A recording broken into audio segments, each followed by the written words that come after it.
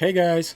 When I was 10 years old, I was living in the city and spent the major part of my free time with my two best friends. My apartment was on the 3rd floor and my boys lived on the 15th. Not far away from us, there was a food market where we were tended to buy some chips, chocolate and soda drinks. We liked to eat those while watching movies. After some great ones, we were playing the role games, where we had to choose a character. And I was super excited when I played Gandalf, because he's one of my favorite fantasy heroes. I didn't have the staff and cloak like he had, but I found a long stick and a piece of cloth, which were alike his stuff.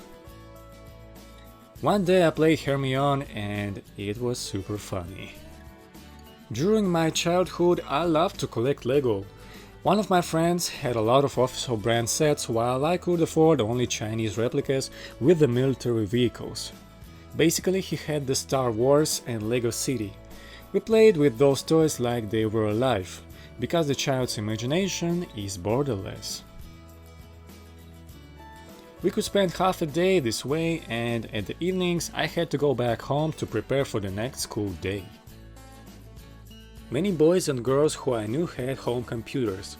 Someone had powerful ones, someone not really like me. But every time I was pressing the power button, I was feeling like I was diving into the deep ocean of emotions which I couldn't get in the reality. We had a tradition with my classmates to go to the computer club to play Worms, Diablo 2, Counter-Strike 1.6 and Warcraft 3. Sometimes we liked to climb on several buildings. And one of those days we chose a parking lot. There were a security guard with a rifle charged with assault. He noticed us running over the rooftops and shot one boy in his so he fell down and no one came to help him. I was really scared of being caught and felt like if I was braver, I'd definitely come back for him. Childhood is the greatest lifetime for every kid, I guess. We had a lot of activities to do. One of them was the gun wars. I had a silver shotgun and my man AK-47 and Uzis. One day my brother-in-arms got a shot in his eye.